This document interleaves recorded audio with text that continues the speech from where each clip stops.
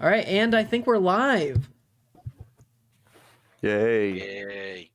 So, this is another first time player, well, for our campaign anyways. And we got some commentators here too. Yeah, well, I mean, you've played a little bit before, but not that much. I played exactly one session before this moment. Yes. That is true. Thank you all for joining us today to watch another D&D story with Ballad of Bianca. So we have multiple people here today. I will be your GM, obviously, telling the story, and we got our player. Yeah, that's me. I am the player. You mind introducing yourself? Sure. My name is Cameron, and I am playing D&D right now. Yes. And wow, I couldn't tell all the interesting stuff about me. All right, and we got Ronnie as a commentator. He'll be here in a little bit, and we also got. We have Ben as another commentator, another player, and a future player named Davis. Yeah, hello. Hi. Hi, Davis. All right. So with that, I believe that we can start with one little mention. Kelly Kramer, big shout out to you for the follow. Yeah. So with that, are you? My mom. Are you ready to tell us a little bit about your character? Sure. I am a tabaxi who is named Void of the Oracle, and basically the short summary of that is when tabaxis are born, they're named by prophets based on what they see in prophecies of their life. And since I don't know what's going to happen to me, I couldn't make a name related to my backstory, so I just said that the prophets didn't see anything, and so they just called me Void of the Oracle. And that's about it. I'm of the clan Big Lake. So sorry, could say that one more time? All of it? No. What clan you are? I am of clan Big Lake because my clan lives next to a big lake. Nice. Well, with that, I think we can start. Nice. All right. So, where our story begins is... I'm assuming next to a big lake. Yes, you are actually correct. Next to a big lake. But it predates that quite a bit. With that, we have two characters. One is named Roaring Lion, kind of goes by Lion. One is named Running Water, goes by Water. And they are two tabaxi lovers, and they eventually settle down and have a child in a tabaxi clan. And with that, this is where we see our character, Cameron, come in, aka Void, Void of the Oracle. As he is born, the shamans of the tabaxi tribe try to look into the stars and to the earth of what they can see. And as they do, like Cameron already explained, they could not see anything, which is very concerning for the tabaxi tribe. You're not sure what they will come of this, but you know that this has never happened before. So with that, I'm going to roll some dice. I'm scared already. All right. You should be. So, Cameron. Let me see. As long as I don't swallow a scorpion, I feel like I should be okay, but... True. If you want to understand that reference, you're going to have to look back into the series. Mm-hmm. All right, so what's your third stat? What do you mean? Like, down the list. It should be Constitution, right? Yeah, it says 7. All right, and what's your fifth stat? Is that Wisdom? 7. It's also a 7. Well, is it Wisdom? Yes. All right. With that, as you're born, you're quite a large baby, and eventually enjoy crawling around earlier than most tabaxi. Your claws seem to be sharper than most, and you can basically go around a lot easier than most at your age. Upgrade your Constitution by 1 and your Wisdom by 1. Sweet. So, as we go through the years, when you're a baby, up until early childhood, you seem to be about 6, 7, maybe even 8. So, as you're a child, what do you prioritize? Like, what are you wanting to do? I want to, well, do what is my living condition? Like, am I in a place with like good food and stuff, or should I prioritize like surviving? You have a good meal, pretty much every day. They seem to be comprised of mainly fish, but also you live in a hut. This is by choice, though. You realize that your parents are very content here. It's not like they're living in squalor. Okay. So I will probably try to make sure I stay in good shape and get to know my area and the people around it. Okay, so you watch what you eat and also explore a little bit around your house. Is that right? Yeah. All right. With that, I'm gonna make you make a perception check.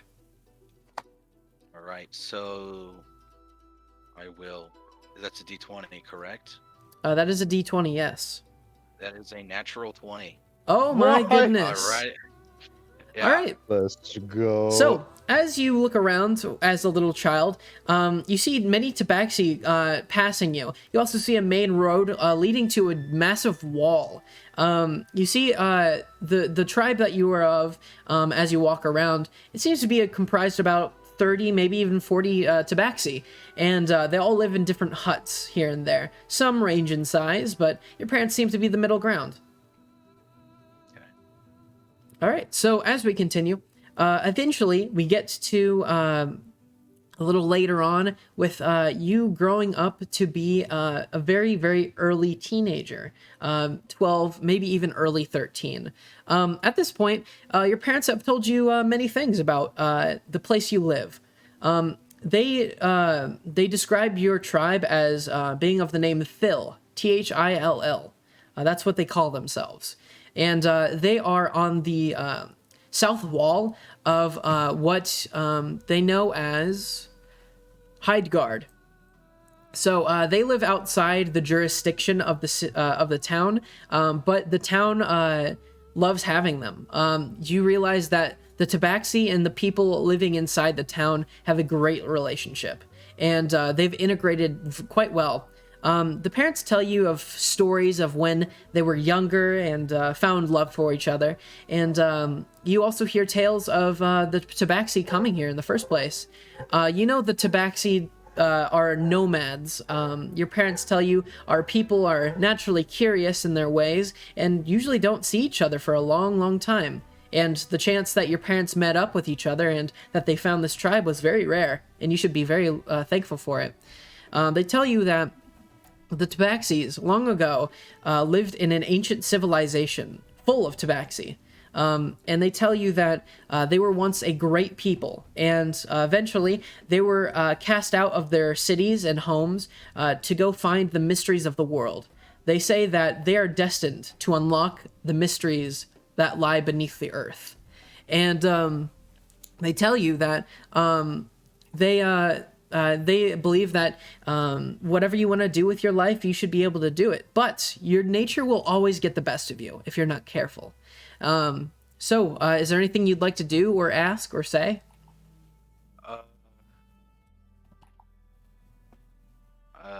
Like specifically to who's telling me all this stuff? Your parents are. Yeah. I want to ask if they remember anything about the old land where we came from. All right. Make a persuasion check. Okay.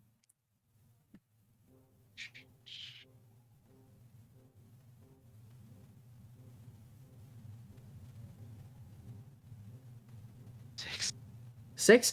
They look at you and say, well, there isn't much to tell, since they were only cubs when they were in the city. They moved over here quite some time ago. Their parents, similar to yours, lived together for a long time, and eventually when each of your parents grew up to be of age, they eventually split ways, and eventually each of them found their own career path. Okay. I don't think I have anything else to say at this time. Okay.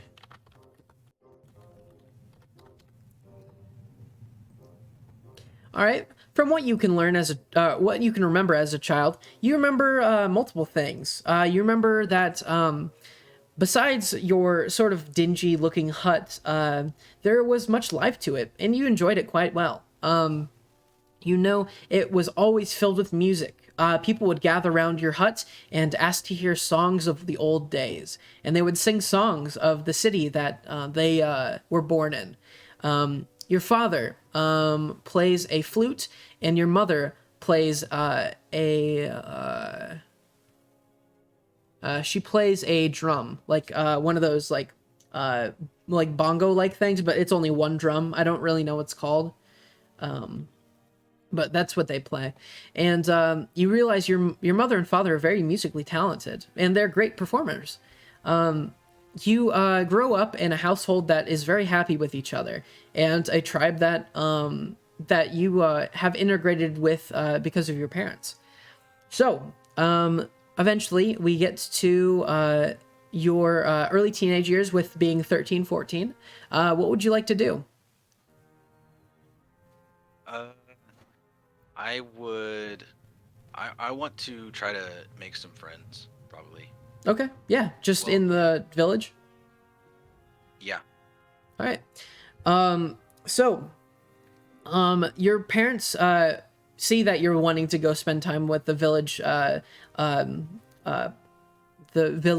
kittens, and you eventually see that they approve wholeheartedly. They like you being out and being social, rather staying at home with your mother and father. So they approve, and you go out into basically the play area for your clan. You know that the ancient shamans live here, and they enjoy teaching the cubs different ways of learning about the wild, and that's where they play. So make a persuasion check.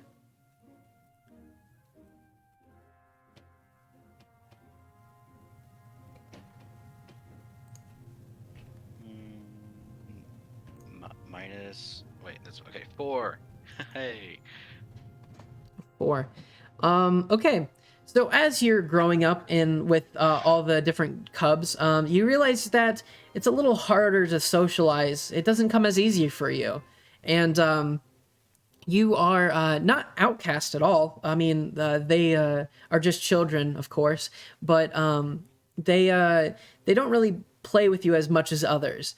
But you do find one person.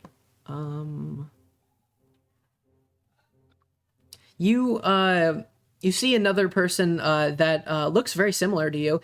He is obviously a tabaxi, and he seems to have darker fur than yours. And he introduces himself as Sun. Sun? Yes, S-U-N.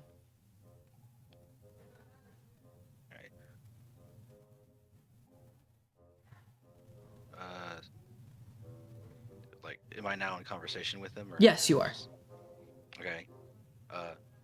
Hello, son. All right. He looks at you and says, "Hi, what's your name?" I'm Void. "Oh, nice to meet you." And he puts out his hand. I shake his hand. 'Cause All I'm right. friendly.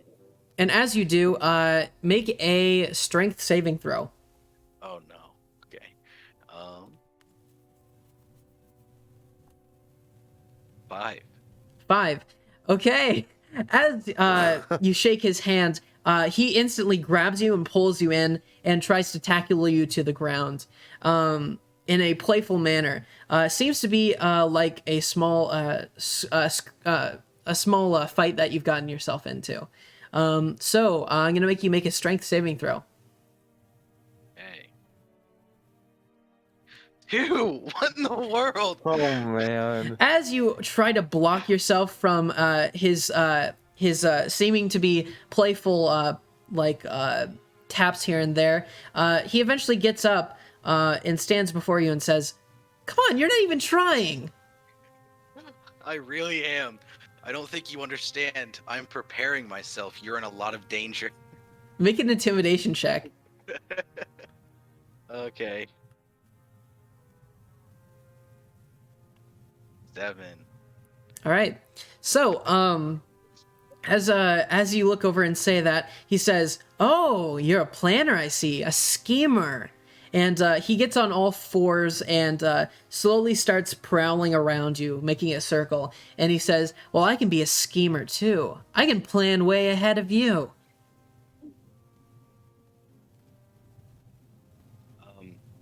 I doubt it. You're out here playing cat checkers, chess. Oh no, cat checkers.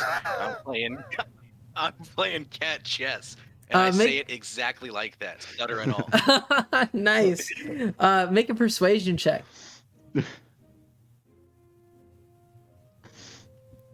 Hey, 6.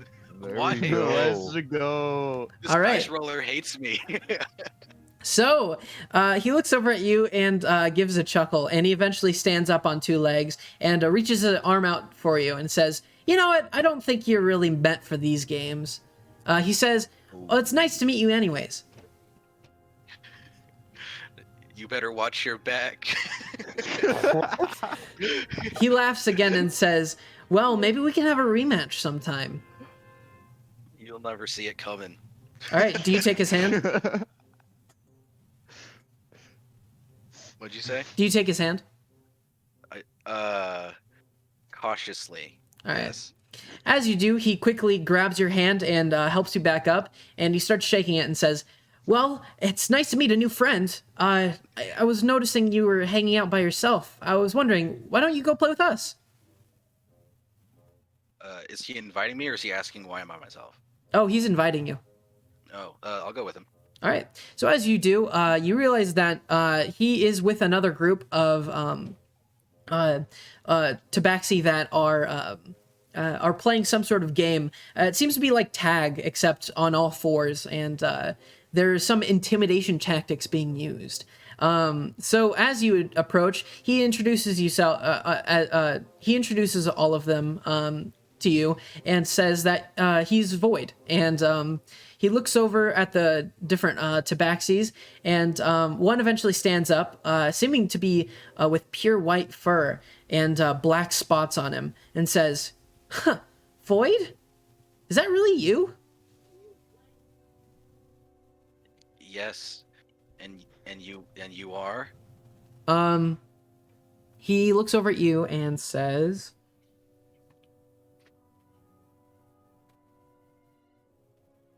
"My name's Grass.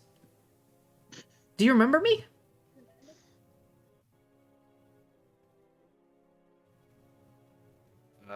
Of course I remember you. You're the guy that's named after the floor. Make a persuasion check. Let's see, is the dice roll at Hayden again?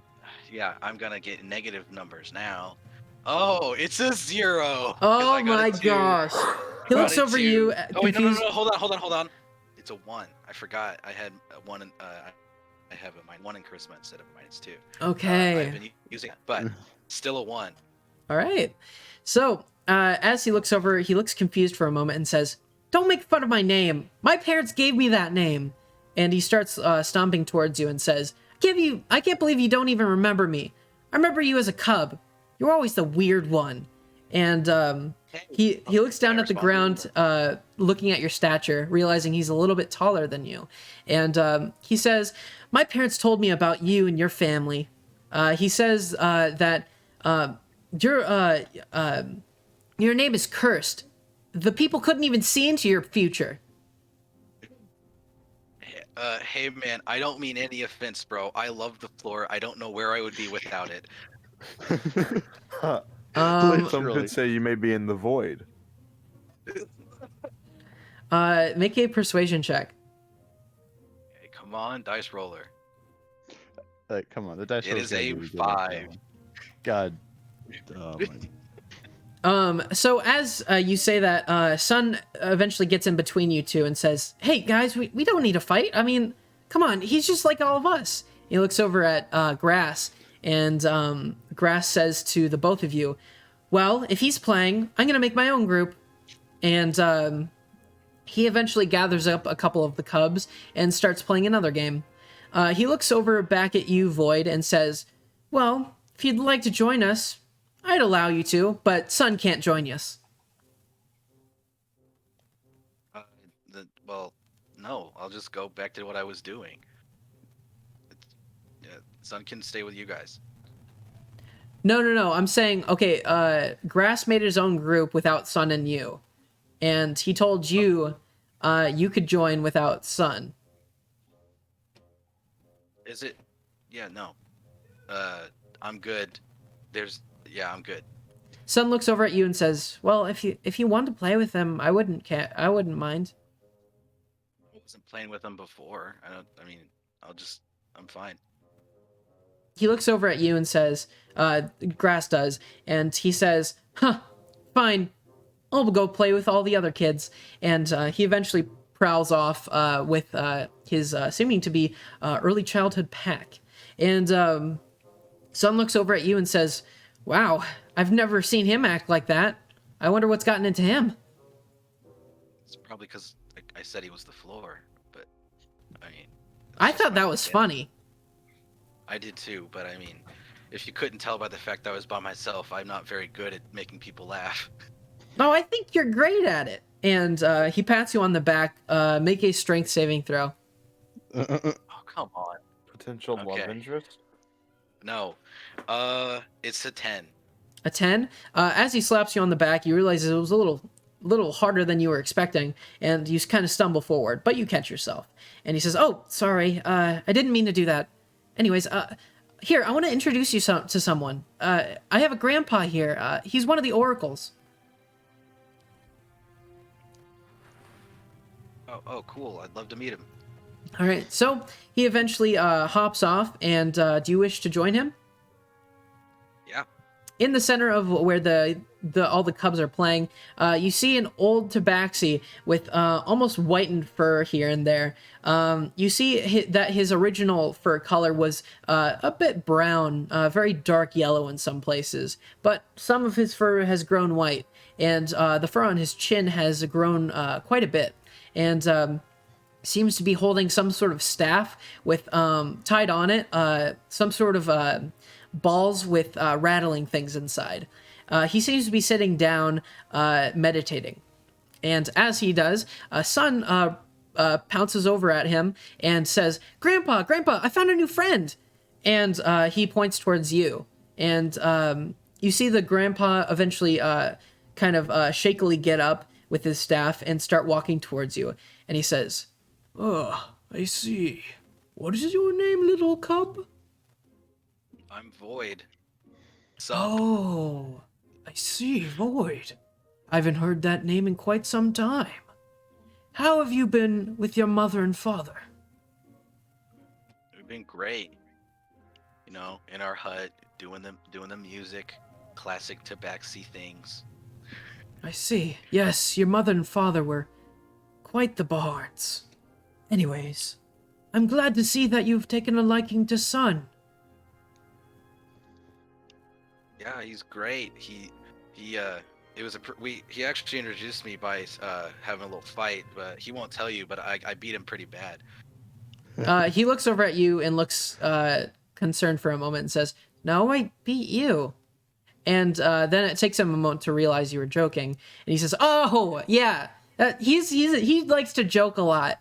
And the older tabaxi looks at both of you and says, "Quite the pair we have, Void and Sun.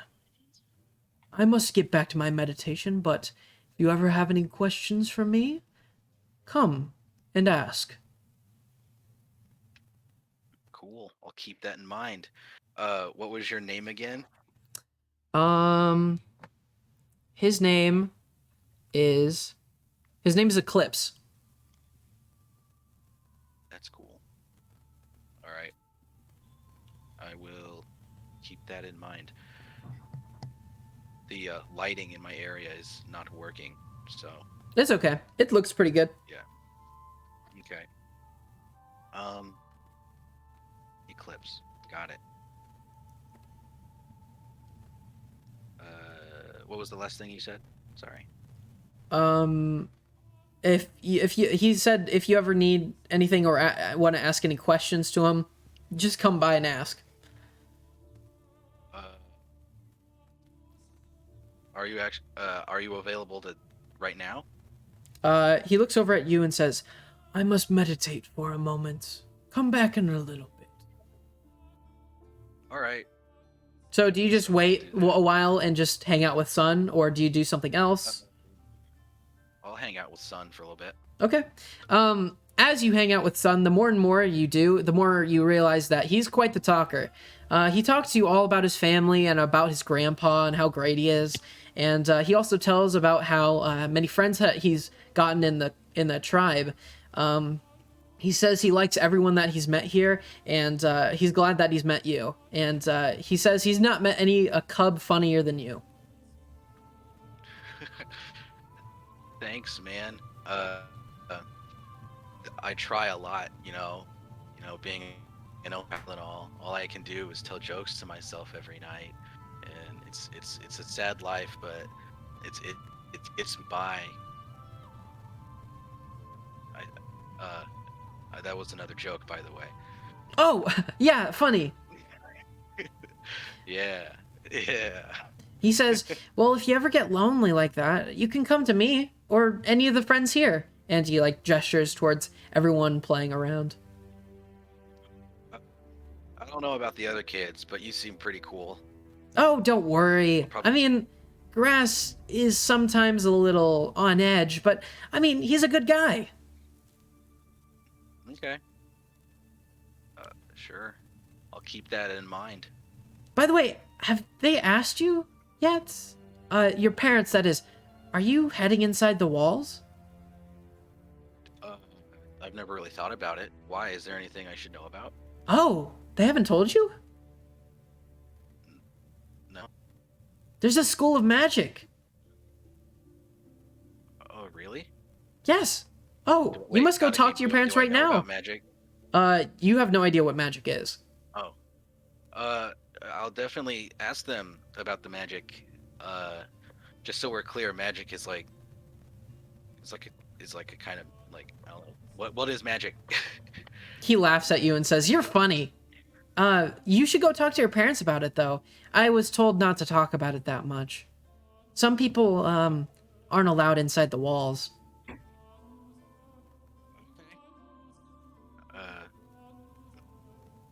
Should I go now? Well, if you don't know what it is, then certainly. It's the most exciting news I've ever gotten.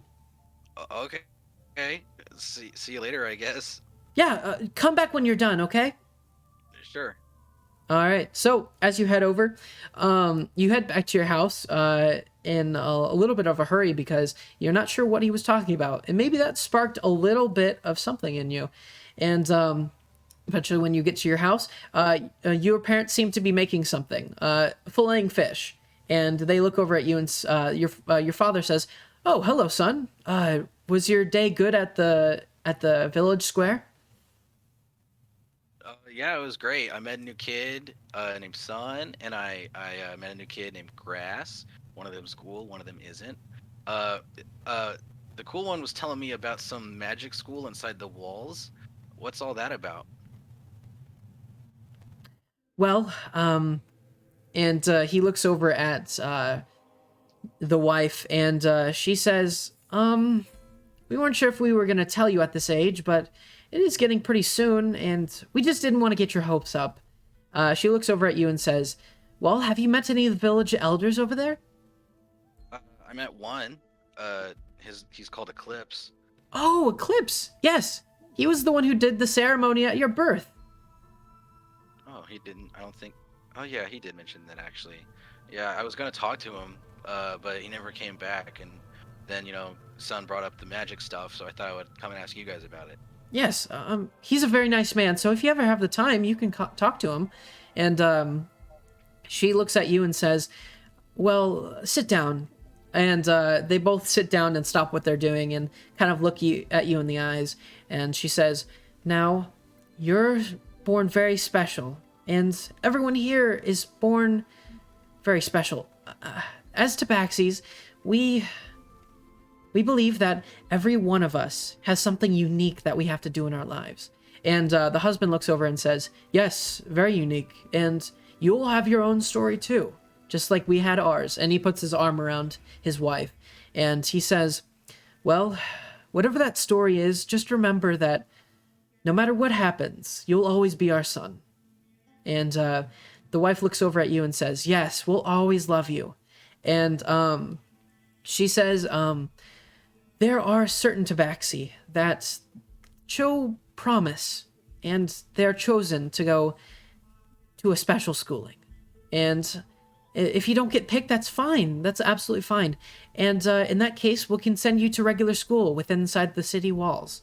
And she looks at you again and says, every once in a while, a few tabaxi are born, and they get chosen to go live within the city walls at one of the magic schools.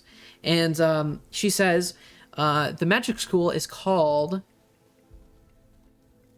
Gold Rudder. And she says a couple tabaxi from each litter get chosen, and it's a very exciting event, but we like to keep it pretty hush-hush because we don't want any children feeling bad they didn't get picked. And the husband pipes up once more and says, yes, son, if you don't get picked, that's absolutely fine. And he says, it's all from within yourself.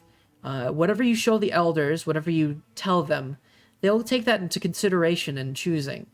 But don't get your hopes up. Me and your mother never even went to this school. And she smiles and says, yes, we never went to any school at all. Our parents raised us, and look how we turned out. And they both smile. And your father says, does this make sense to you? Do you have any questions?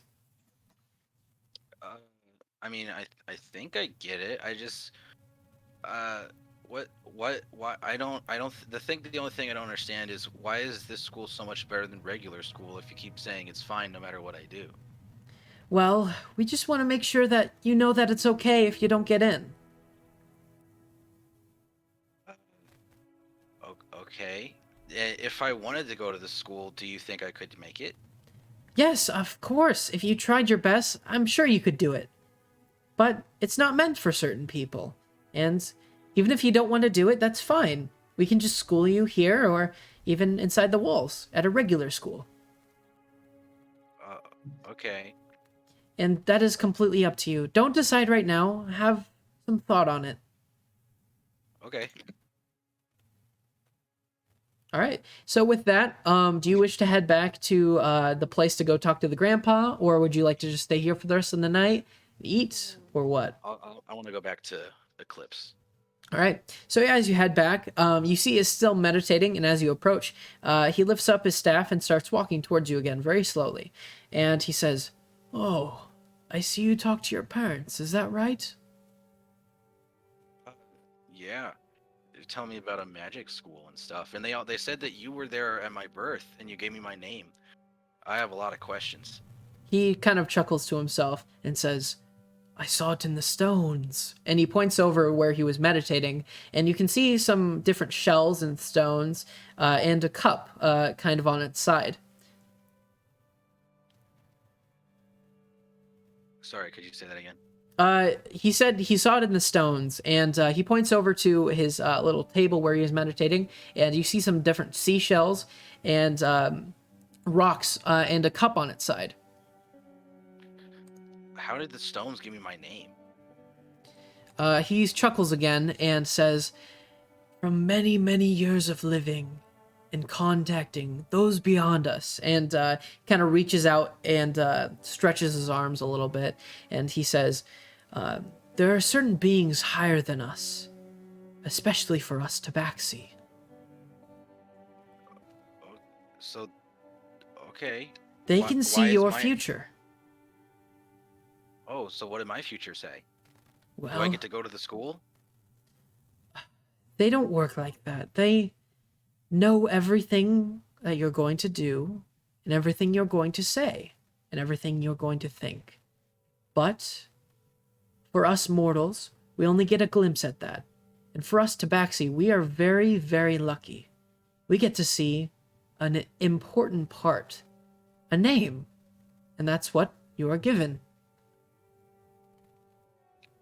Okay, so that's why I'm called Void of the Oracle, but that name doesn't really make sense to me. Like, what? Can you tell me what you saw when you were looking for me? He looks down for a moment and kind of strokes his chin hair, and he looks over at you once more and says, "Well, for many it doesn't make sense till much, much later in their lives. And for you, you might never understand quite what it means, but that doesn't mean you can't try. That doesn't mean you can't live your life to the fullest." And he says to you, "I did not know my name until one day when I was reaching my elder age in the tribe." He tells you to sit. I said, All right. And he sits next to you. He pulls up his chair and he says, "Let me tell you the story of how I found my name." He tells you his full name is Eclipse of the Eyes. And he explains to you that in a tribe there are only a few oracles who can really see into what is beyond, he says. And the tribe he was in had no oracles at the time. So he tried his hardest to try to find what he was worth. And eventually, through many meditations and many hardships, that he realized that he couldn't contact anyone. So he gave up. He lived his life raising children, raising grandchildren, until one day he realized, he looked back on everything and he was happy. And finally, he let it go. His determination to be what he thought he wanted to be. And with that, it was given to him. He started seeing visions when people were born. And he says to you, "You were one of many I've seen. I eventually become an oracle. And I moved here to help." wow, that's really cool. As you can see, your name has meaning, but it's sometimes clouded by our own judgments upon ourselves. Okay. So I just won't know until I know. You won't know until you know. I'll take your word for it, I guess. I don't. He gives you a hearty chuckle. "Yes, young cub, one day you will know, and with that you will find true happiness." Cool. I mean, I'm pretty happy now, but it doesn't sound too bad. He Keep looks my over. eyes open, I guess. Yeah, he looks over at you and says, "Now with this magic school, are you interested in it?" I mean, yeah, I don't really know what it is, but that's kind of the fun part, right? "Yes, I agree. It's very interesting, especially for you cubs." And he says to you, "My own cub, son, he's been looking forward to this day since he was born. His parents told him of it as soon as he was ready, and with that, that's been his number one goal, his determination. With that, I can see a drive in him. I'm not certain where it would leave him. It might turn two paths of his own, or maybe helping others with his determination. But that is up to him. With you, I see something different." And he kind of closes his eyes for a moment as his eyes kind of fade into his long, curly eyebrows. And he kind of leans towards you and says, "I see contentment, happiness, all good things. But maybe a dynamic of..." And he shakes his head. He says, "Well, some are more clouded than others." Oh, okay. Wait. So, how many kittens, cubs, or whatever? How many can go to the school? Because I don't want to take Son's chances. He seems like he's been doing this for a lot longer than I have. He looks at you and says, "Want is not the way. It is fate." And he looks at you and says, "You can want whatever you want, and you might not even get it, but The stars, when they finally align, they will choose the right person in the end. Maybe Sun isn't meant for it. Maybe that's the best for him. Maybe one day he'll realize that he cannot choose his own path. It is all destiny. Okay. I guess I'll listen to the stars then. Well, also, find happiness in those around you. You can't always look up at the sky, then you'll be lost in your own head. That's what I was when I was your age. Okay, so I'm gonna look for my destiny, look to the stars. Don't look at the stars too much, but look at the stars and also look at people around me, and try to go to magic school. I think I'm gonna be pretty busy soon. He laughs at you once more and says, "One day you'll get it. You're on the right path." And he says, "It's getting late. You should probably head to your parents." Okay, thank you, Mr. Eclipse. And he gives you a sort of head nod as he slowly shanties off into the darkness of the village. Do you wish to head to your house? Yeah. All right. So when you head back, you smell this familiar smell of cooking fish, and eventually you get back, and dinner is ready. And do you wish to tell your parents any of this that you heard? I'll probably like briefly summarize it, but yeah, it's like, oh, I talked to Eclipse, and he said that my destiny's in the stars, and that I could go to magic school, and it was awesome, and he was talking about like looking into the rocks and stuff, and it was really neat. I don't think I understood all of it, but it sounded awesome. As you explain this story that you were just a part of, they kind of give you warm smiles as they almost recall back to their early childhood days of being excited and wondrous of the world. So, with that, we're going to skip a little bit of time. I'm going to ask you, what do you prioritize for this next year? All right, I want to hang out with Sun a bit more, and definitely look more into the magic school, and maybe kind of try to figure out stuff about my name, but my biggest priority is probably Sun and the magic school. Okay, so first make a persuasion check. Okay. 10. A 10. Since Sun has already met you, it is easy to talk to him and get to know him. He eventually explains more about himself, how he's so excited to be a part of this magic school, and he's going to absolutely die if he doesn't get in.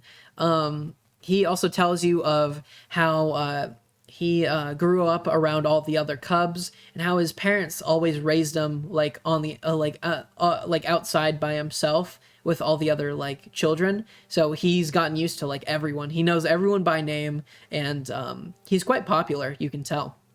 You also know that he's pretty good friends with Grass, even though he can be kind of selfish at times and a little condescending. And he says he's a good person on the inside. It's hard for him to show it. And he looks over at Grass, who is out playing with some other cubs. He says, I wish Grass can come with us to the school too. I wanna be able to be roommates with him. Wouldn't you want to be roommates with me? He looks over at you and says, "Oh, well, if it was up to me, I'd be roommates with everyone." And as that, he like reaches out his arms, and he says, "It's just, I know that Grass is kind of lonely on the inside, and I want to help him." Okay, I guess that makes sense. Yeah, that's really nice. What if he doesn't make it into magic school? Wait, what if I don't make it into magic school? He looks over at you and puts a paw on your shoulder and says, "I'm sure we'll all make it, as long as we try really hard." Yeah, we'll all do it. It's fine. I'm worrying too much. All right. So with that, you guys get to know each other quite well. Eventually, you kind of, even though you realize from the experience of being around others, you don't really like crowds that much. But when you're with your tightly knit group or your best friends or even your best friend, you feel at home. You feel safe. And with that, the next thing you prioritize is learning about the magic school, right? Yeah. Okay, so make an investigation check.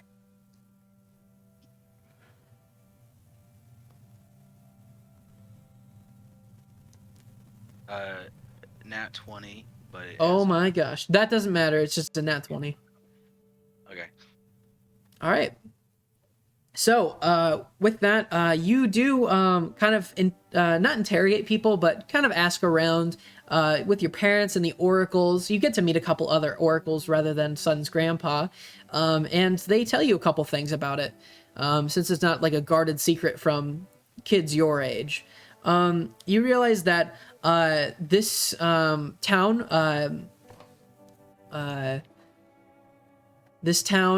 Hyde Guard, was built long ago by the humans, and eventually Tabaxi joined them, and the humans and Tabaxi formed kind of a co-tribe, but eventually the humans outgrew the Tabaxi because they're industrialists by heart, and way pavers, as they say. They say that their friendship and their coexistence grew strained, and eventually they got to the point where they almost wanted to split until a wizard came into town, and they saw the potential in both of them. And at this point, the humans in Tabaxi didn't know anything of magic and what that was, and eventually they grew to bond over trying to protect themselves from the wizard. Eventually, the wizard showed himself to be a good person and eventually helped the tribe coexist. They made plans of the Tabaxi living in their own tribe outside the walls. Meanwhile, the humans could industrialize and do whatever they want inside their own areas. They would interact with each other and they would keep the peace. And when it came down to battles and wars, if that ever came to it, even though this is a relatively peaceful place, they would help each other in the end. And with that, the tribes were reunited, and the human and Tabaxi lived in peace. And this is where you're born. They're still in peace.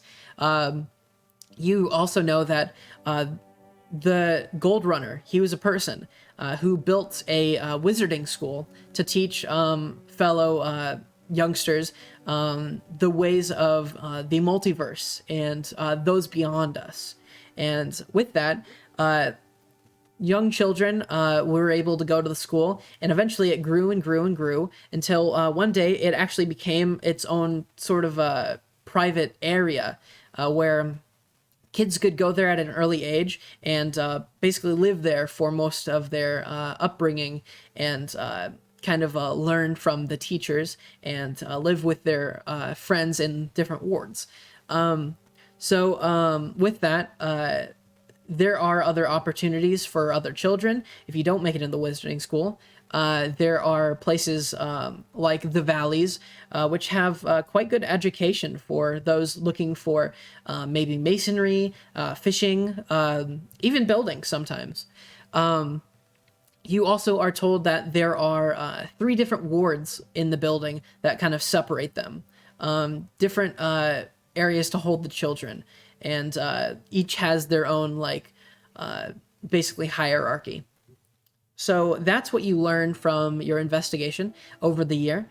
And eventually, you realize that your parents start talking to you about there being a ceremony for the young children your age, and saying that this is where they get to pick who gets to go and who stays. Okay. So I would like to go to that. All right, so you definitely tell your parents that you're interested? Yeah. All right. It's a big thing. So I know that was a long exposition dump. Do you have any questions out of character? I don't think so. Okay, cool. So eventually, you get to the place where they're having the ceremony, and it seems to be where you were growing up with the Cubs. There seems to be a couple oracles in the middle, shamans, if you'd rather call them that, and they're all sitting in a circle, and they're talking to one another. Meanwhile, the parents and different Cubs all stand around, and you notice that there are quite a few cubs here. There seem to be about 30-ish cubs altogether. And you do not stick out in this crowd at all. You kind of just blend in with everyone else. And in the moment, you seem kind of shy. And as you blend in, the hopes of getting in start to fade from your mind. And then Sun approaches and eventually brings you out of your own head. And he approaches you and says, "Wow, I can't believe it. We're almost there. Here, let's line up." And your parents say, "You go with him. You all should be able to line up, and then you'll be chosen." Hey, let's do this. All right. So, as you all line up in the front, the parents all sit in the back, kind of in tribal positions, and some oracles walk up to each of the cubs and talk to them. One of the oracles talks to you, and he asks you, "What is your name?" I'm Void of the Oracle. He says, "Why do you wish to be a part of this school?" Cause it just looks awesome, really. I mean, I just really want to know all about it. I don't really. There's not a lot of information out there, so I trying to get is it just seems like from what I do know that it's something I really want to be a part of. All right. So, eventually, you see that the oracles sit down after asking some of the kids some questions, and one of the shamans sits up, and you recognize this to be Eclipse. And he says, "The ceremony has commenced." And your parents in the back start playing their flute and drums as a sort of ceremonial thing. You notice a couple parents join in with different instruments, and a couple of the shamans stand up, and each of them walks towards a child. You see that different children are picked, about 4 or 5, and they all stand up and start walking towards the back area where they all sit together. They say, "There will be 5 more choosings." And eventually they stand up again, choose some more, and you're not picked. Eventually 3 more kids walk back. And they stand up again and walk over, and eventually you do recognize one that's picked, that you know pretty well at this point. It seems to be Grass. Grass is picked to go to the school. You know him after this whole year to being pretty standoffish towards you, but when you're not around Sun, he actually invites you to games and to play with him. You know he is not as nice as Sun, and there's a lot more going on with him than just wanting to be friends with you. But you realize that he's just another kid. So he is picked. Eventually, one of the shamans looks up one more time and says, 2 more. And they all stand up again, and a couple cubs are picked along with you. Yeah. Sorry.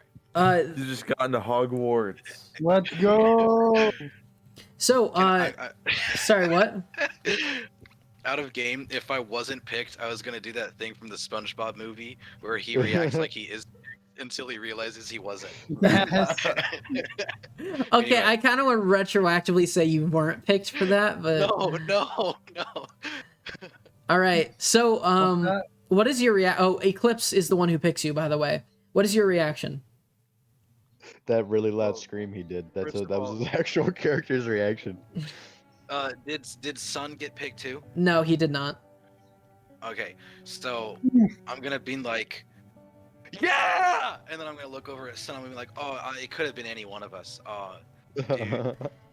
He looks like, as he looks over at you, he looks very sad for a moment and looks off in the distance, and then eventually shakes his head and looks over at you and puts a smile on his face. Although pained, he says, "I'm so glad you got in. I really hope you do well." And he gives you a hug before you head over. And Game, is he gonna have another opportunity, or is this it? this is it. Oh. So the oracles all stand up one last time, and eventually you see Sun with his head down, and he seems to be crying. The Dang. oracles say, 1 more. And one of the shamans stands up. It seems to be the eldest shaman, almost looking barely hanging onto life. And he eventually gets his cane, his staff. He starts walking towards the children. And you see all the children are looking wide-eyed at him, seeing if they would pick him. Although Sun is looking at the ground with tears in his eyes, and they are falling to the ground. And as you realize, you see the shaman start walking towards Sun, and he's not noticing because his head is towards the ground. And eventually, as the shaman walks up, he puts his hand on Sun's head, and Sun looks up with tears in his eyes, and he says, What? And he says, "You have been chosen." Let's go! And my reaction is even more excited for Sun than it was for me. so Sun looks up, almost confused for a moment, and he doesn't really know how to react, and he's staying there frozen. And from the back, you see a brown-furred tabaxi saying, "Go, Sun, go!" And he looks back and looks forward and starts running towards you. We run towards each other, and then we meet in the middle and do a giant epic chest bump, like epic bros. All right, I'm gonna make you make a performance for that. Okay. Performance. Come on, bro. My It's constitution a saving one. throw to make sure you It's have Oh yeah, let's No, go. it's not a nat one. It's not a nat one, by the way. Okay. So don't kill me, but it is a 1. You get dysentery. No. You get wizard No, dysentery. that's my plot line, Riley. Stop. All right, so eventually you start running with Sun, and you're I'm gonna meeting trip each over other my in the tail. middle. And as they both jump up, you catch yourself in the foot, and your face goes right towards his chest. Make a strength saving throw. Oh no, Strength Constitution saving throw. Constitution saving. Okay. This is where the nat one. It's a happens. 5. Oh my god! No. As your I'm getting a face dice roller next time. as your face hits his chest with such a force, you hear a loud boom, and you get down on the ground and you feel a sharp pain in your face. No. Dude, he just broke the Sun looks down at you and like picks you back up and says, "Oh, I'm so sorry. I didn't mean." Oh, and he looks at your face, and as you realize he's looking at you wide-eyed, like he's like kind of scared. My face. I'm gonna say I told you weren't gonna expect it. It's a callback to what I said. All right. Well, he eventually leans down and picks something off of the ground and hands it to you. Is it my face? Do you wish to take it from him? Yeah. You see one of your 2 fangs in your hands. Oh no. It seems to be your right fang is now gone. And there's I blood put it dripping back from your in? face. You want to try? Yeah. Make a Constitution saving throw. It's a 6. Why? As you try to stick it back in, he says, "No, don't do that." And eventually, from the pain, you pass out. No. What's his HP? His HP is now 0. No way. No. That Um, doesn't mean death. so, this is where his character ends. Please roll up a new one. No. I'm joking. Nah, don't worry. Just get like a sick gold tooth eventually. All right. So eventually you wake up in your bed, Yeah, you're right. and your parents look over at you, and they say, "Honey, are you okay?" Why wouldn't I be okay? I'm in magic school. And eventually you look over and you hear, "Yeah!" And you realize it's Sun sitting next to your bedside, and your parents say to you, "Son, please never do that again." No promises. As they look over at you, they hand you something. Is it my tooth? You see, I take it. It seems to be a bracelet made out of beads that are black, and also on it is attached your tooth. Nice. Let's go. I'll take it. So in the back room, you eventually notice someone that you haven't really talked to before. Seems to be the brown tabaxi before, and she puts her hand on Sun's shoulder, and she tells him, "All right, let's go now. Your friend's awake." And Sun looks over at you. Sun looks over at you and says, "I'm really sorry about that. I didn't mean to."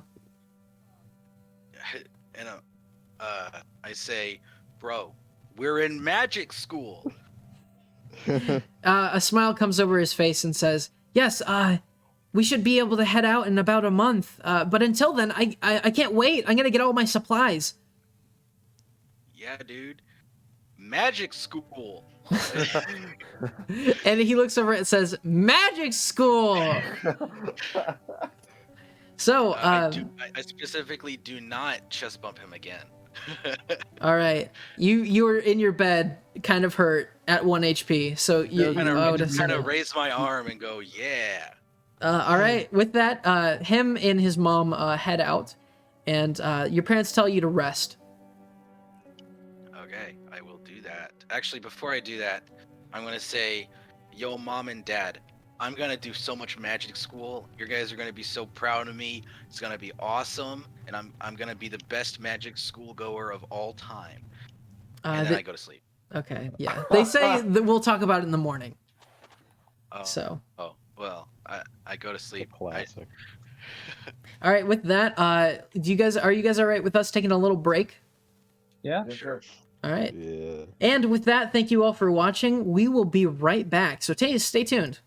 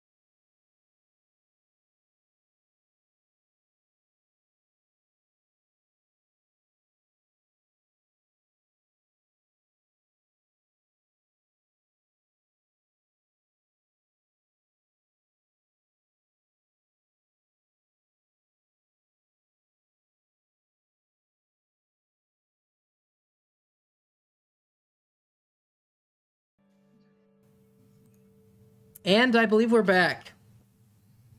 Let's do this, bro. So, is there anything we Magic need? school. Yeah, magic school. Yeah. Magic school. All right. So, with that, you wake up the next day, and your parents prepare breakfast for you, and they look over at you and say, "Well, there's some things that we have to explain to you about the school before you go." They tell you during breakfast. We'll tell you. So, do you wish to join them? Absolutely. Fish is my favorite. Yeah. Well, it's actually eggs and like ham. Well, So.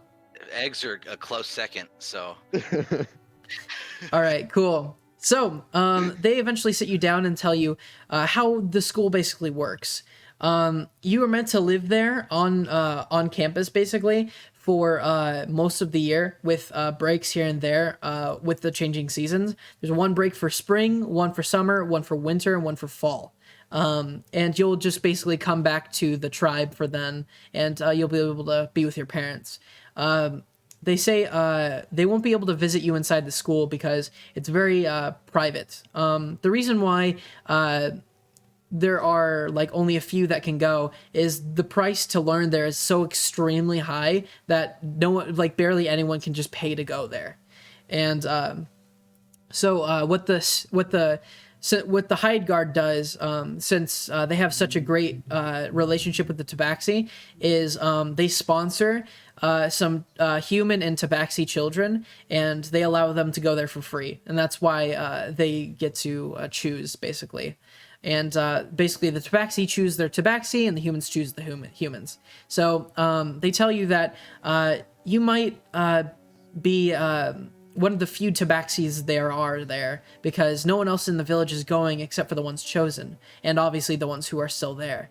And they tell you that your schooling will take many years, and they expect very much from you. They say, we have already bought your supplies for you. And what they give you is, make sure you write this down in your equipment.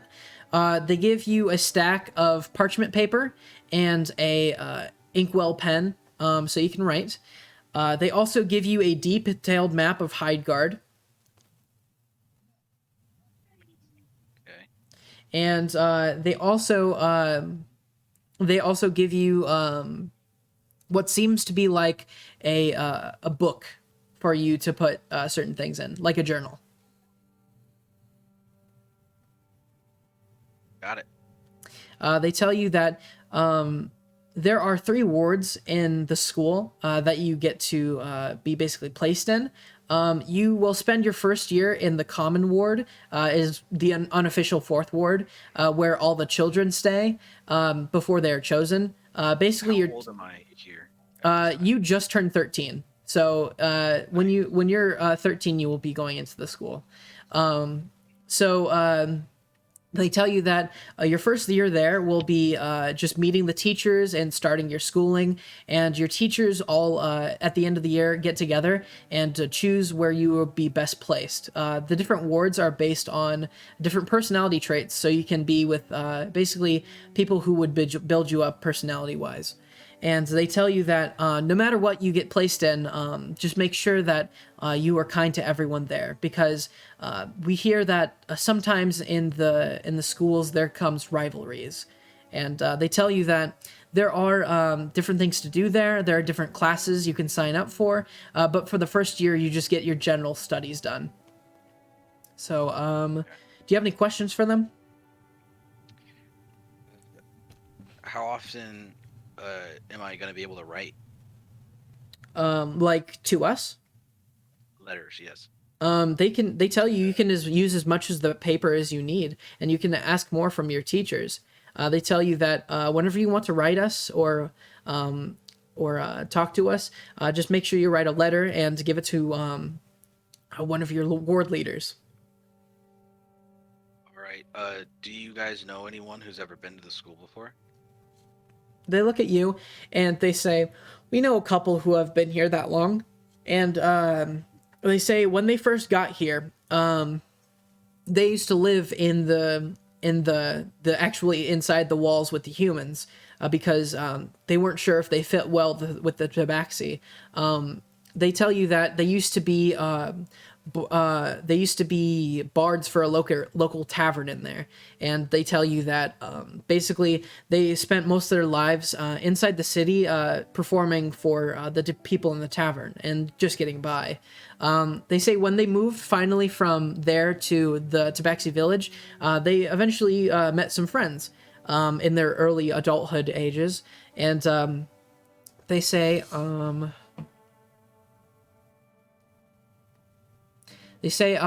some of their kids are going here too.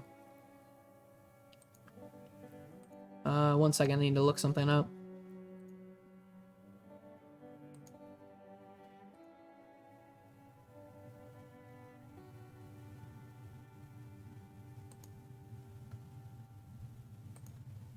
So again, Cameron, I have to ask you because I don't want to mess this up. For Tabaxi's last name is based on your clan nickname, right? Clan they're in, yeah. So all the Tabaxi in my area their last name would be Big Lake. Okay, so there's no way to differentiate them rather than just first name, right? Yeah, unless they came from a different clan, yeah. Okay, I'm just trying to tell you what families that they knew without saying the last name, because that wouldn't really make any sense. So I guess how we'll do this is, since you know most of the children and their families, they'll just tell you which ones that they know and were friends with when they were early adulthoods. They tell you that they were great friends with some of the different ones that are going there, especially some of the ones that have already sent their children there. They say that they are hunters. They were a pack of hunters that used to go out and hunt for the village, and they all have golden fur. And they also tell you that they used to be friends with a family that all had white fur with black spots. For you to know, it's Grass's family. They say when they first got there, their family welcomed them in and gave them whatever they needed to start off. But eventually, when they started moving a little bit apart, they eventually grew distant and no longer talked to each other. They also say they're acquaintances with the family from Sun's people, just because, mainly because of Eclipse, because he's an oracle, and they looked up the oracles quite a bit. And also, that's why they chose Eclipse to do your birth, basically. So other than that, I don't think they can tell you anymore. All right. All right. How long till I actually start going? They tell you have a month to prepare. All right. And say your goodbyes. Okay, so out of game, they've already given me everything, like in terms of like school supplies wise, they've given me everything I need. Uh-huh. Okay. So I think I'm just gonna go hang out, talk to Sun, see what he's doing, if that's an option. Yeah. As you go talk to Sun, you kind of just do your daily chit chats and play with him. So with that, he eventually tells you about something your parents didn't tell you. Something your parents didn't know. He tells you that everyone in his family has been to the school ever since like the Elden days. He says as long as he can track back his family, they've all been to this school. They've always been chosen. That's why he always wanted to go there. He also tells you that there are 3 different wards, and he will tell you of them. So he tells you that the first ward is called Lichen Tooth. It is the one where most Tabaxis get put, because their personalities are kind of similar. So each one has a symbol. This one is a wolf, and he says the general consensus of Lichen Tooth is it's looking for students with various talents, be it in skill, imagination, or intelligence, or above all, they favor pragmatism. Sorry, how do you say that? Pragmatism. Yes, that in production. I believe it's pragmatism. Yes. So it's basically for the people who can think rationally and go and stick with a plan. The second one is called Seropath. What is it? Seropath. Ciropath. And its symbol is a bat. This favors students with imagination, and this is to the extreme. It's mainly about dreamers who care less about reality. Instead, passionately embrace your deepest fantasies, and you're not afraid to share it with the world. So, not exactly the opposite of Lichen Tooth, but it's much more imagination based. Then finally, the final one is called Lilythorn, and the symbol is a lily. Their traits are grace, harmony, security, and deception. They seem to be the black sheep of of all three of them. They seem to be the more cunning ones of all of them. All right. And the fourth one is called Slytherin. Yes.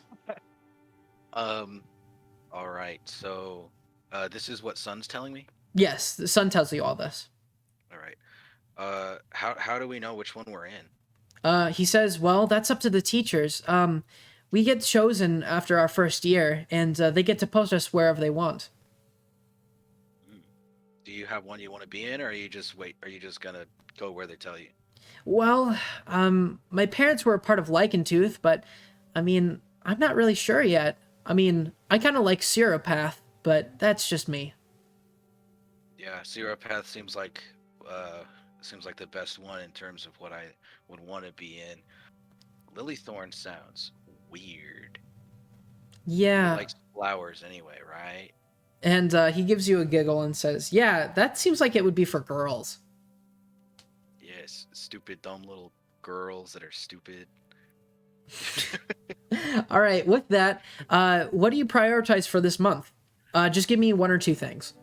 Okay. I want to spend some more time with my parents before I leave, and just that and regular, just being ready for it, the school. All right, so make a persuasion check. Okay, I'm using a different app this time. Okay, good. Wait, did his stats change at all? Nope, not yet. Lame. Persuasion. Oh, okay. I thought it was a 1. It was a 7. So yeah, so it's gonna be a 6. Okay. So in general, you say your goodbyes to the people you do know, because you do know more people than just Grass and Sun, but you spend a lot of time with your parents, telling them how excited you are about the schooling and how you're going to write them, and they encourage you all the way. And they tell you that no matter what you do within the school, they will always love you. And they tell you that when it's time for you to leave, they will be very sad but very proud, because the blood of the Tabaxi will reign in you. And eventually we get to the day where you have to move out.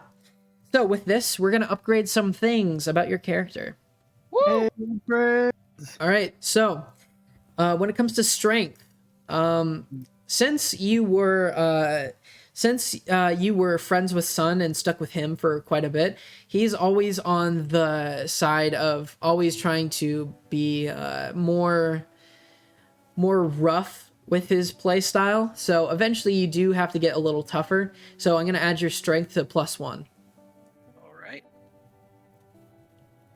Constitution 12 because you lost a tooth.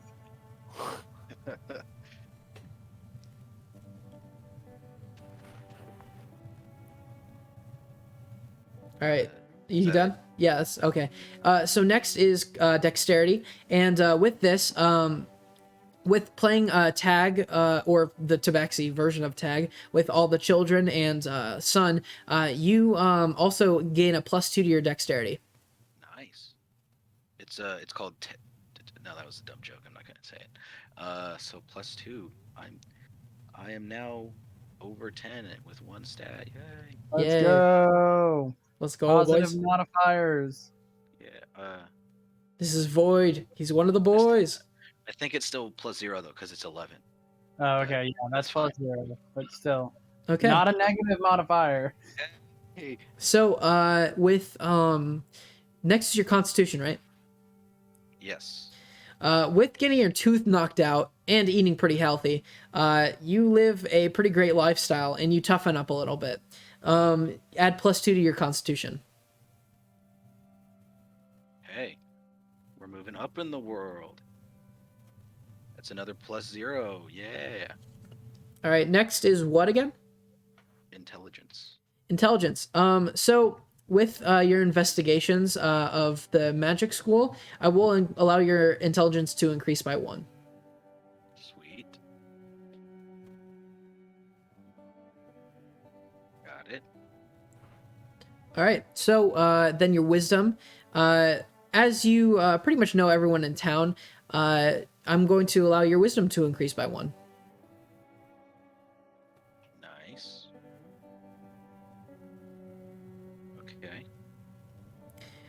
Even though you were a loner kind of at early childhood, Sun has broken you out of your shell just a little bit. I'm going to allow your charisma to increase by 1. Sweet. So what's your pool right now? Let me do some quick maths. 35. 35. And what's your stats? Strength 8, Dexterity 11, Constitution 10, Intelligence 8, Wisdom 9, Charisma 9. Wow. Still pretty bad stats, but we'll see Yeah. what you do with those. So the day finally comes, and eventually Sun and his mom approach your house. His mom eventually talks to your parents about how, since they're so excited, they should go together. And your parents agree, and all 5 of you walk together over to the walls, which you have never been before. Do you wish to do anything?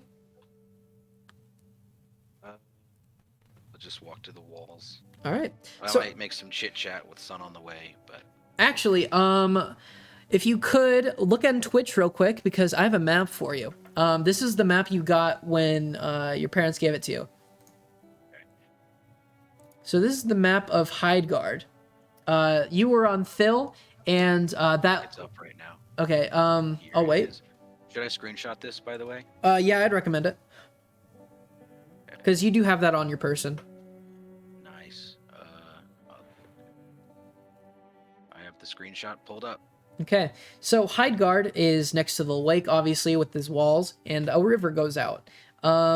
You can see that everything inside the walls is human-based, that you've never been before. You live in Thill on the south side. That big building in the center, kind of to the right, is the Wizarding School, and right above it, that long building is the Common School. You know that many people live here, and usually on the docks is where people fish, and your parents go out and catch fish for you. So yeah, do you have any questions about the map or no? Nope. Okay, cool. What area of the world is this? Actually, I can pull that up too. Let me know when you guys are here.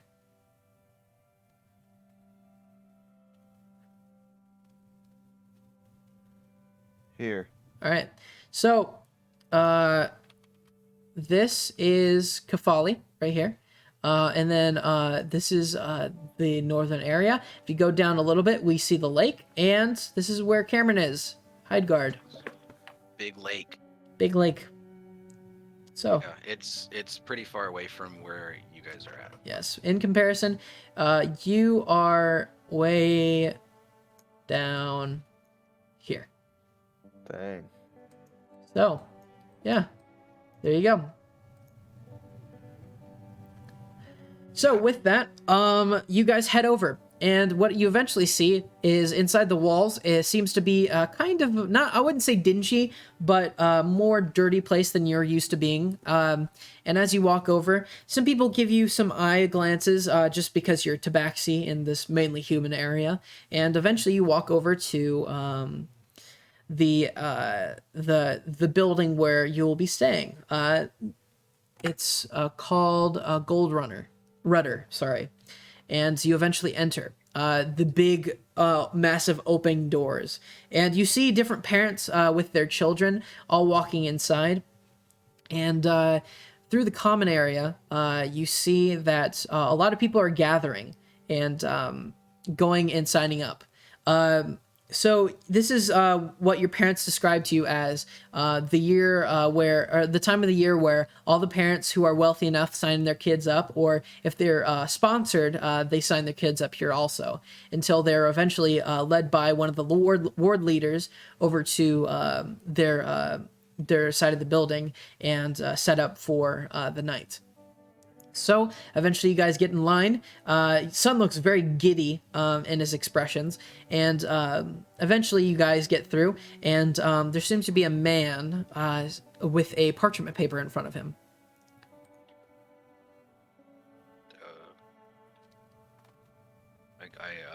Do I have the option to approach him?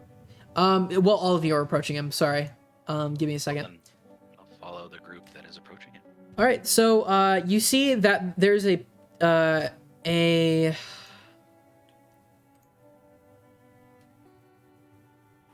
tiefling female sitting down, signing a paper, and she looks up and says, "What is your name?"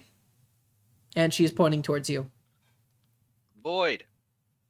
Void, what? Void of the Oracle from Big Lake. And Going to you? magic school. And she points towards Sun, and he says, "Son of the Big Lake." And he looks over at his mom, and she gives him a nod.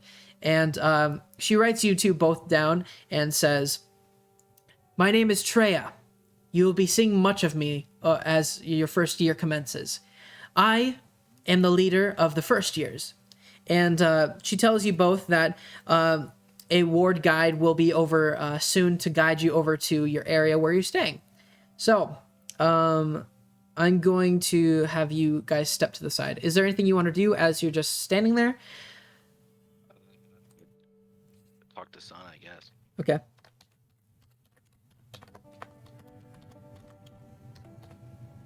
Okay, what do you want to talk about?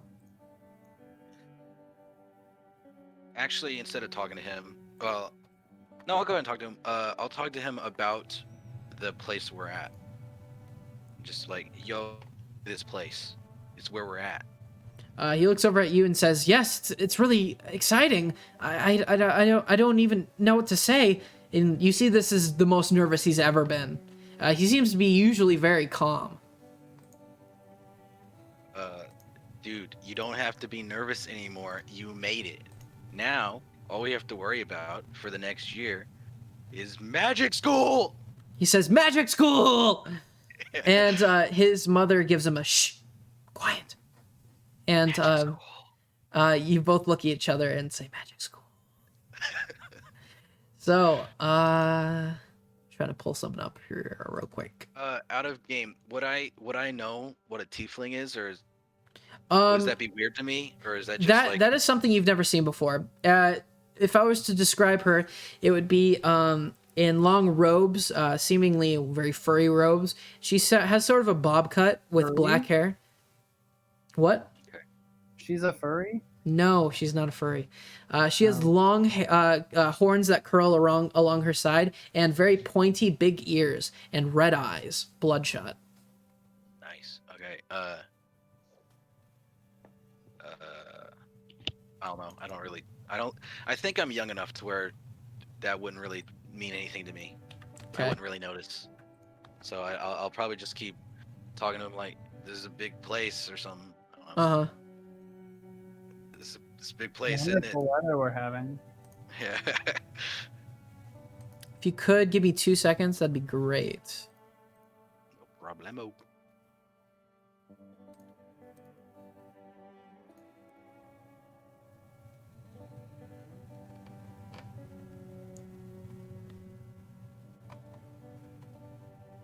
So eventually, someone comes towards you, and they seem to be human. He seems to be darker in skin tone and has very short curly hair. He seems to be wearing similar robes to the one that the Callista wore. So he eventually approaches all of you and turns to your parents and son's parents and says, excuse me, is this the new students? And your parents say, yes, this is my son Void. And eventually son's mom says, and this is son. And the man turns towards both of you and sort of gets down for a moment and says, well, this is exciting, isn't it? Yeah, magic school. Yeah, son is too focused on the guy to say it back to you. He says, well, why don't you both follow me and your parents will go talk to some of the teachers. Real quick, out of game. What did you say the tiefling's name was? Callista, Kallista. Okay.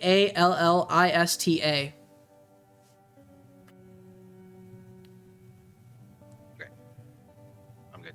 All right, so he eventually leads you over to a back hallway where you eventually walk through with sun, and it seems to be made out of old stone, and torches light the way. And as he walks back, and he turns towards both of you and says, "So, is this the first time you've ever been in the building?" This is the first time I've been anywhere that wasn't my town, my little village. I see. Well, this must be a very big place for you then. It's awesome. I mean, I didn't even know houses could get this big. He looks at you and says, "Well, I mean, this is the biggest place in all of Hyde Guard, so, I mean, you're in for a treat." Yeah. So, Magic school. yeah, Sun is too busy just focusing, like trying not to die. I'm saying it to myself at this point. This is just crazy. Okay. Eventually, he gets to an opening where you see a tabaxi leaning against one of the doors. He seems to be having, he has golden fur and is wearing similar robes. He looks over at both of you and says, "So, we have new ones?" And he says, "Yes, quite. I'm supposed to be showing them around. Would you like to help me?" And he says, "Nah, I think I got this one."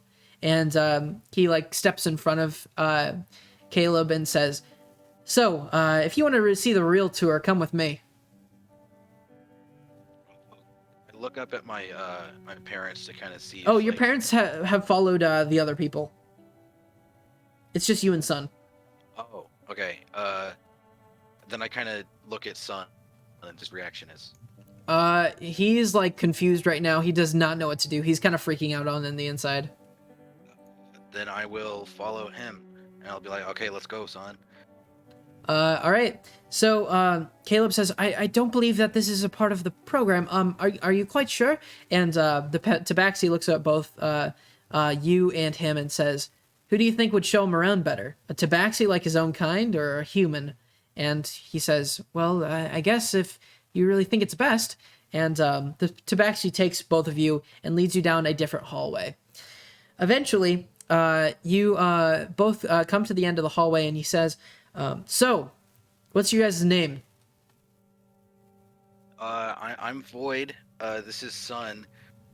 He's usually a lot more talkative.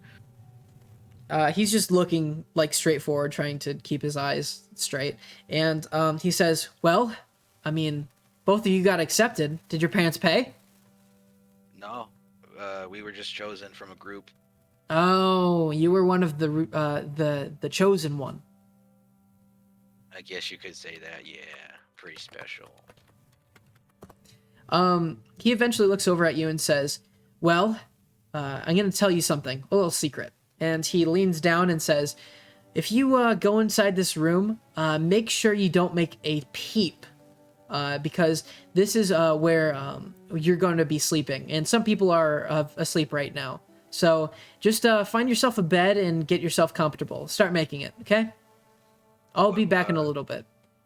What about where the other guy was going to take us? Shouldn't we be going there too? Oh, those are the different classes. You don't really need to see that till later. Really? Then I just do what he said. All right. With that, you open the large door, and he says, "All right, I'll be right back. Go choose your beds." And he closes the door behind you. You see before you a massive hallway with they're made like bunk beds, but a little different. Each bunk bed has 5 beds stacked on it.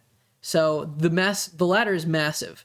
and you see that what's your passive perception? Passive perception. What? I don't know what that is. Could one of the commentators help out real quick?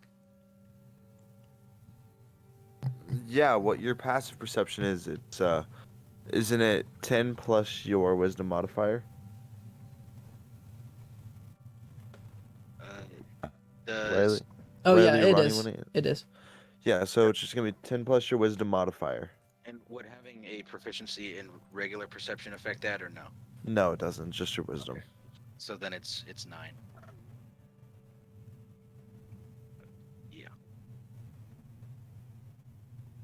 All right. So eventually you see some open beds. Would you like to approach them? Sure, but I want to make sure that Sun's coming with me. Yep. He's following behind, although not very talkative. All right. Yeah, I'll go over the beds, and as we're walking, I'm gonna ask Sun if everything's okay. He looks over at you and says, "Everything's okay. I'm just feeling really anxious."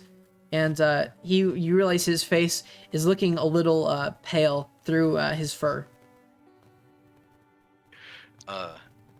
Dude, it's gonna be fine. I mean, it's a new place and all, but this is what. Do I know about out of game? Do I know about all the whole? Oh yeah, my parents told me. This is what we were made for. We're supposed to look at learn about new stuff. This is gonna be great. Make a persuasion check. I'm gonna use the other app.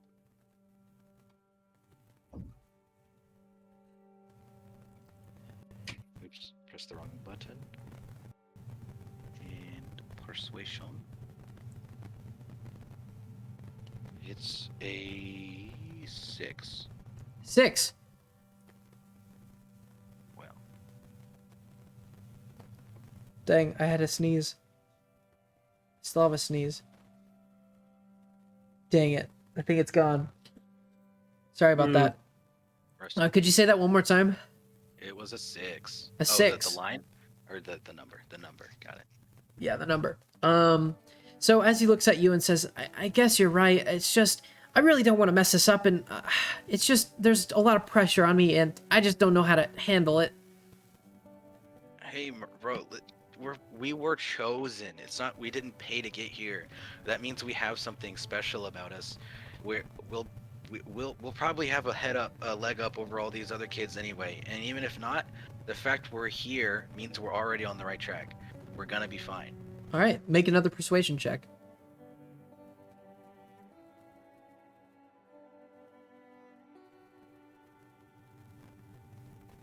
One. And that one. No, it was a 2 minus 1. Oh my gosh, Cameron. You're almost as bad It's as because- Tyler at rolling. It's because you didn't say magic school. Oh, I didn't. And the app obviously heard that I didn't say it, and obviously gave me a bad roll for it. Duh. Mhm. All right. Well, with that, he looks over at you and says, "Oh, all right." And he asks you, "Well, do you want to be bunkmates?" Yeah, I mean, I know you remember. I remember you saying you wanted to bunk with Grass, but I definitely probably prefer to bunk with you than someone I don't know. He looks at you and says, "Yeah, I think that'd be good." And as soon as he does, you hear something cut him off, and you hear screaming of a girl. What stands before you is a scantily clad human girl, seeming to be a lot older than you are. And she asks, "What are you two doing here?" That's awkward. You know, exploring. She looks No. at you in utter astonishment and says, Get out! Get out!" This is my bed, though. And she eventually grabs you two and starts marching you towards the door. She eventually opens it and throws you both in. Okay. And eventually you hear the door slam behind you. I have a feeling that wasn't the room we're supposed to be in. Sun just lays on the ground and says, "I feel like we just really screwed up here." Forget about it. You know what? We're fine. They probably won't even remember us. She was too upset anyway. We have no discernible features whatsoever. Other than the fact that you're literal cats walking. All right. So with that, you hear footsteps approaching you, and eventually, a fair-looking person, pretty tall, looks down at you with white hair and a band on his head, with pointy ears and very white skin, and he says, "What are you two doing here?" We were we were told to come here by one of the people in the robes. Likely story. Come with me. Okay. And he starts walking back, and you see Sun is just still laying on the floor. Like he's not following? Yeah, he's just on the floor. Son, come on. You see he was just blankly staring at the ceiling. Okay, it's only gonna get worse if you don't follow him. I feel like staying here isn't gonna do any good. The fair-looking man looks back and says, "All right, fine, leave him. You come with me." Okay. All right. So eventually, he grabs your arm and leads you towards down to the other hallway that you were supposed to be going down with the other person, and eventually leads you into a room and says, "All right, pick your bed, but this is not the end of this. You're going to be in big trouble." And he throws you in, and on the inside, you see multiple male people that look about your age, all picking different beds. Okay. I'm gonna attempt to find a bunk and save one for Sun. All right. So as you start walking in, you see a familiar face walk up to you. It seems to be Grass. And he looks over at you and says, "Oh, hi, Void." Hello, Grass. Welcome to magic school. He's Magic school. kind of looks confused for a moment and says, "Yes, this is magic school." Yes, it is. Well, technically, it's called Gold Rudder.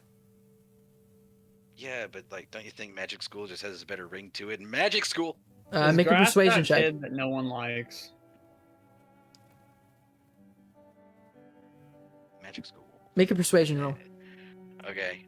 I don't know what app to use. They're both messing me up. Use real dice.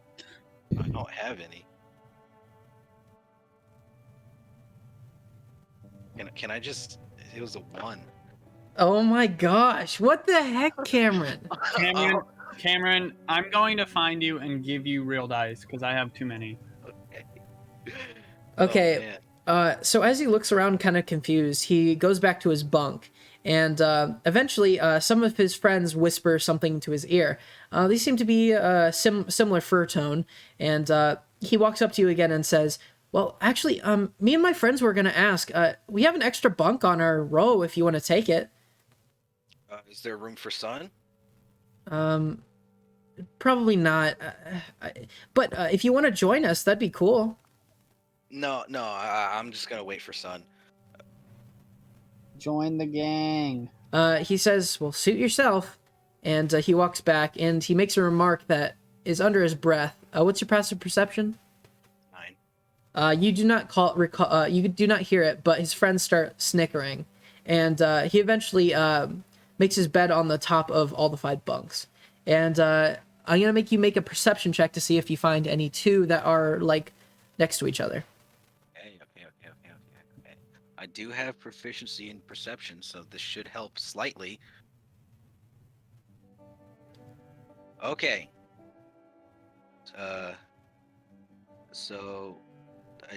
So the way proficiencies work, I take what I would get and then Add 2 to it. Add 2. Yep. Okay. 15. 15. All right. So as you go look for some beds, you eventually see that there is 2 beds that are left that are like bunking with each other, and no one has claimed it. Do you wish to go over there? Yeah. All right. So eventually, under the bed, you see some sheets and pillows, and you see also a set of robes for each bunk. Do you wish to take them? Sure. All right. Do you wish to start preparing the bed? Sure. All right. So you start making the bed, and eventually, someone starts walking over to you. He seems to be a humanoid creature. You're not sure who. He has sort of blackish hair, and it's sort of long. And he looks at you and says, "Excuse me." Hello. Yes. You took my bed. Oh, it was empty when I got here. No, I had my stuff on it.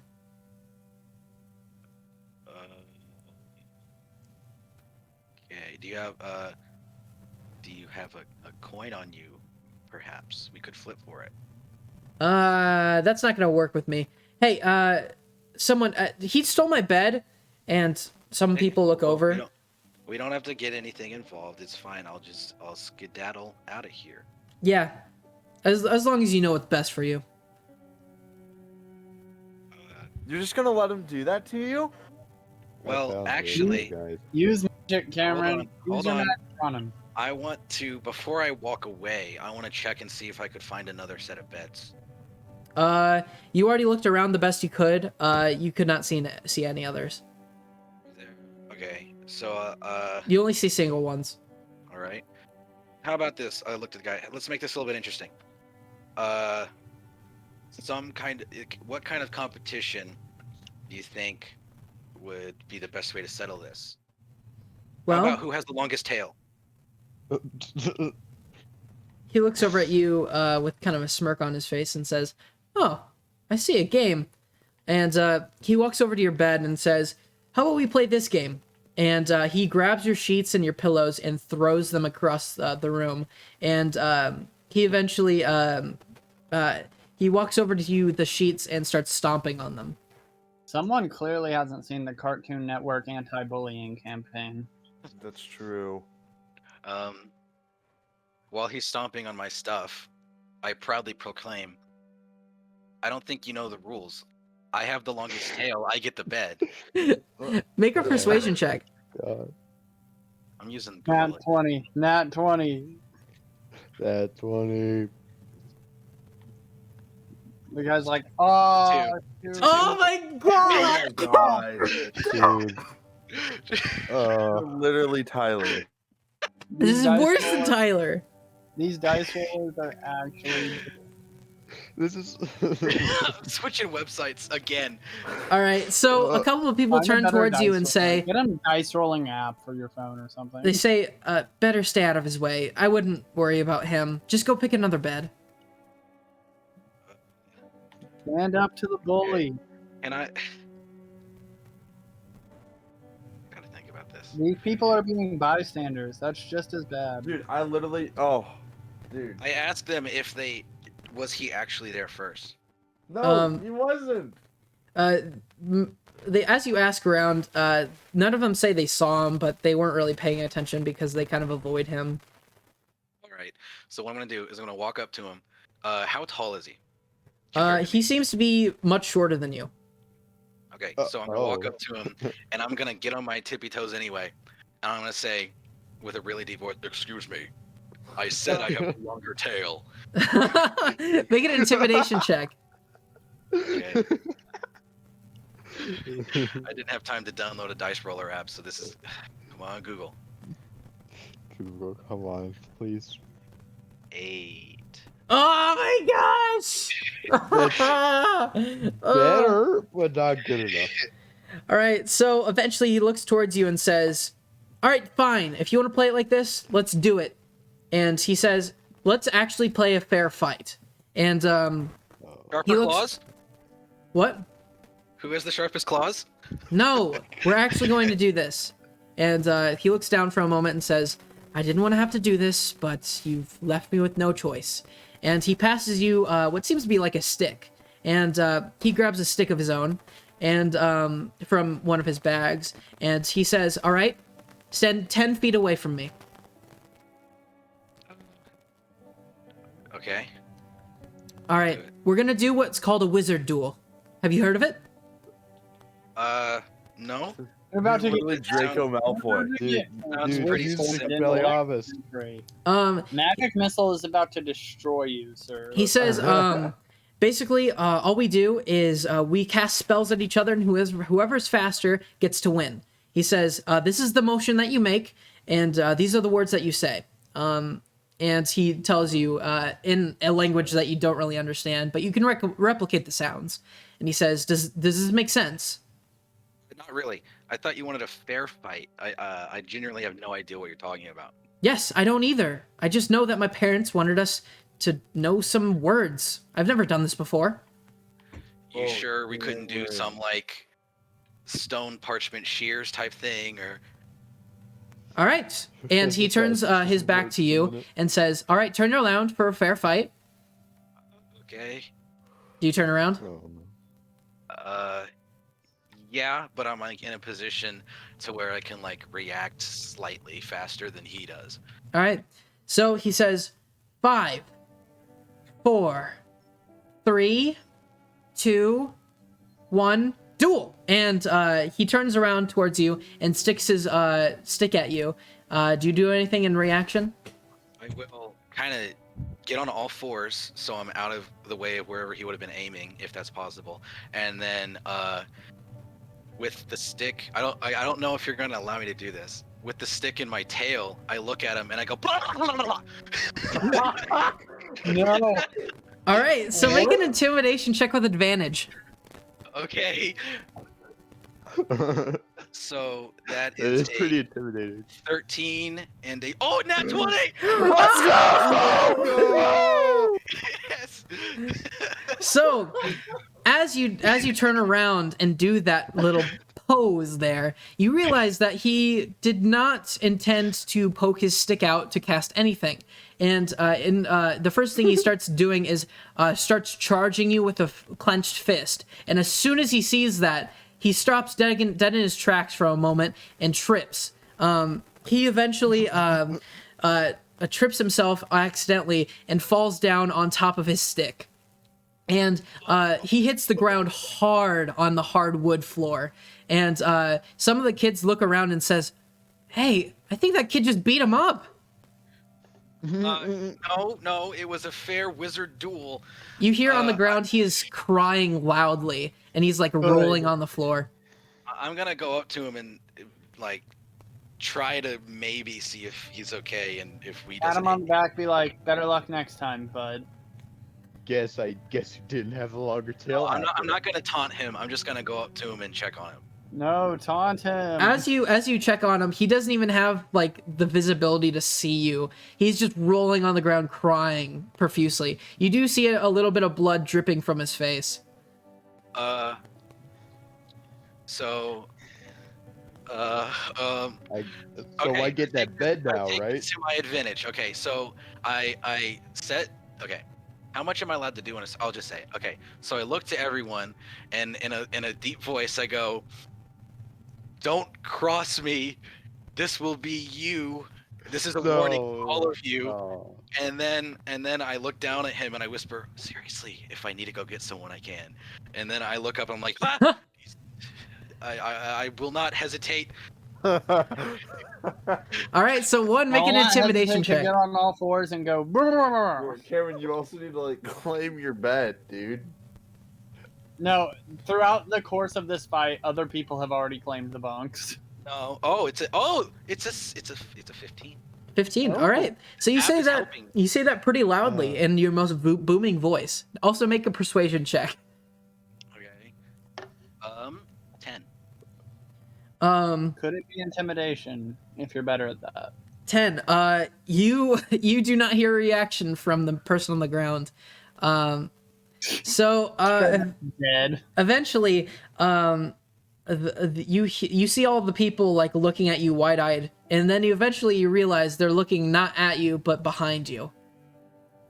And then, okay, so what I do is, am I still holding the stick in my tail? Yeah, you are. Okay. As I turn around, I try to toss the stick onto my bunk. All right. Save it. As you turn around, you toss it over there. Make a sleight of hand. Okay. 17. 17. All right. So as you toss the stick over there, it lands on the bunk perfectly. And behind you is standing the tabaxi that you recognize to be the one that led you over to the different area. And he seems to be balancing a knife on his finger. And he says, "Hey, I saw what happened here. Do you realize what you've done?"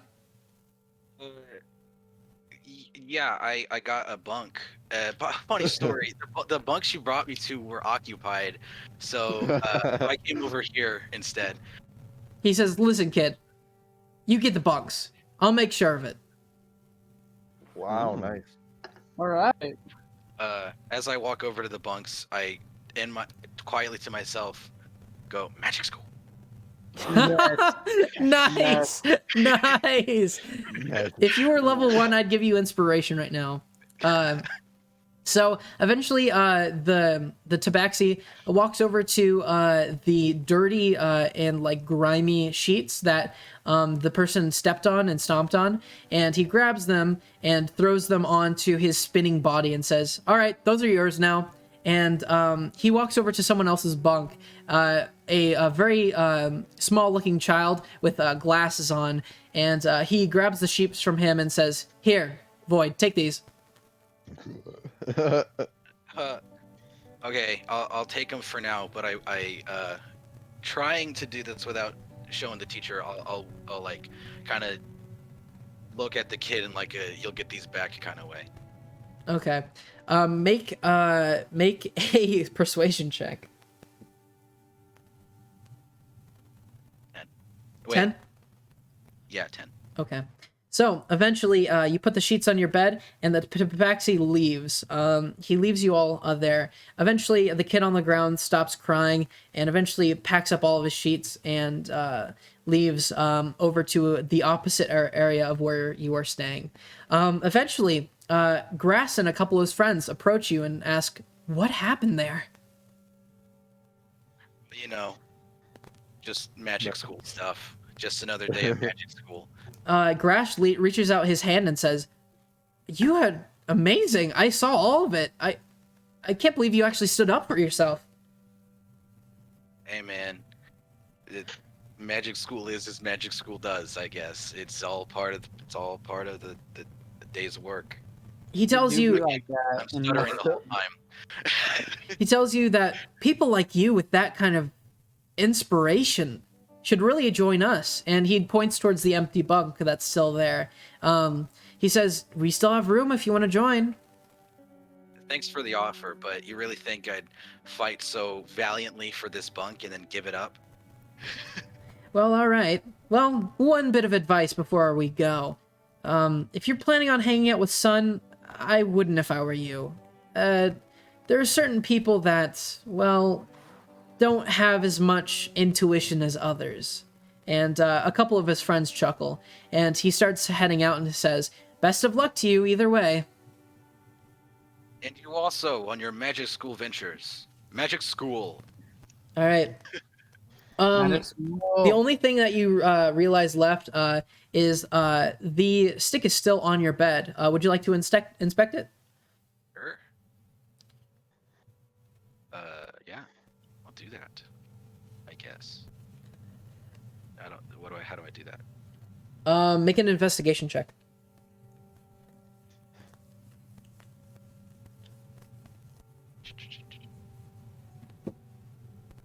Again, for 13. You see the stick is meticulously carved. It seems to be pretty basic in its design. Like there's no fancy like stuff on it, but it seems to be made out of. It doesn't seem to be painted at all. It seems to be made of like actual like dark wood. This is not like oak wood we're talking about that you usually see. This is some sort of purple and black wood that seems very, very hardy when you hold it in your hand. Almost like it has more weight to it than what you'd think a regular stick would. And as you hold it in your hand, you realize that this tool is not just a stick, but it might be something much more. As you pack up your stuff and put it on the bed, the only other thing you realize is that the kid with the glasses slowly approaches you and says, excuse me?" What's up? Could I have my sheets back? Oh yeah, sure, no problem, kiddo. All right. So, and you give it to him? Kiddo. What's up? You give it to him? Yeah. All right. So, eventually, I'm gonna make you make a perception check. Okie 13. 13. There is one extra one since the one that the other guy took was still there. So you do have an extra pair of sheets that you put on there. And the only other thing that you realize and see before finally settling down is that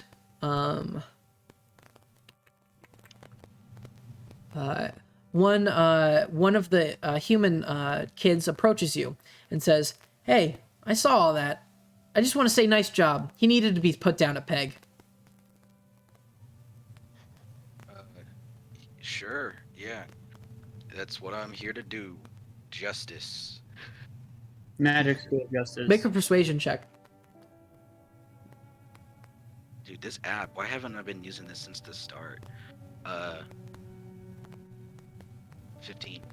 All right. He looks at you and gives you a nod and puts his hand up to shake your hand. I will, I'll shake it back, I guess. Yeah. All right. And eventually he lays back down. So eventually it starts getting a little darker. And at this point, how long have we been streaming? 2 hours. 2 hours? I think we should end it here, to be honest. All right, before we end, can I ask, has Sun come back yet, or is he still gone? No, he's still gone. It's just laying on the floor. Okay. Yeah, this was fun. Yeah, I'm so glad you guys joined us for this adventure. For chapter 1, at least. Dude, magic school.